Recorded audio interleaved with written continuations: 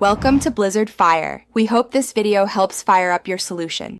You start by confirming power and water readiness. Check the machine label for 120V or 240V and ensure a dedicated circuit is available. Once done, shut off the house water and identify the cold and hot inlet ports on the washer.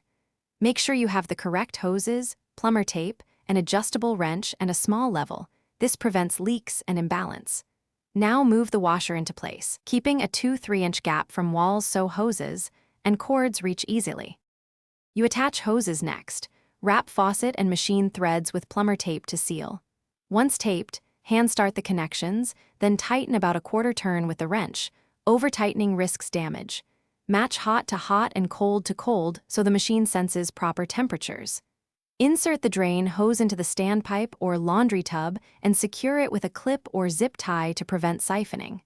Finally, plug the washer into the dedicated outlet and level the feet so vibration is minimized.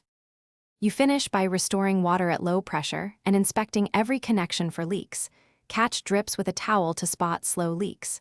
Next, run an empty short cycle to confirm filling, draining, and spin balance. Listen for unusual noises and watch for movement.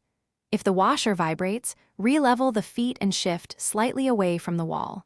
If a leak appears, tighten fittings in small increments and replace any cracked hose immediately.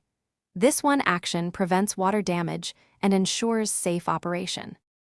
Thanks for watching. If you found this helpful, don't forget to like and subscribe.